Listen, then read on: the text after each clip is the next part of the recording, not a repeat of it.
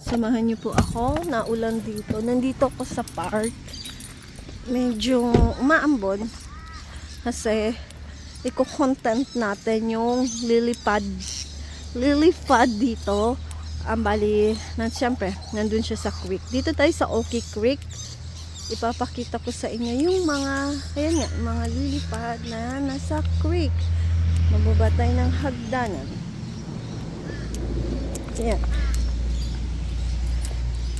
Wala kasi tayong magawa, so wala akong mai-content.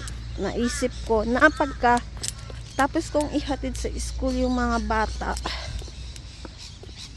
idadaan ako dito sa Oki Creek namin dito sa Australia. Wala kasi akong work dahil yung pace ko is hindi pa totally magaling.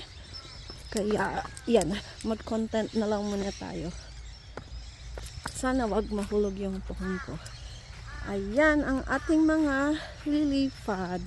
Lily pad daw to kasi nung nakaraan sabi ko sa mga bata water lily. Hindi daw siya water lily. So lily pad nga daw. Kaya ayan. May mga turtle din dyan. Ang ganda niya. Ito ang Oki Creek dito. Kung nakikita nyo naman, walang mga basura. Bawal kasi magtapon ng basura dito. So ayan.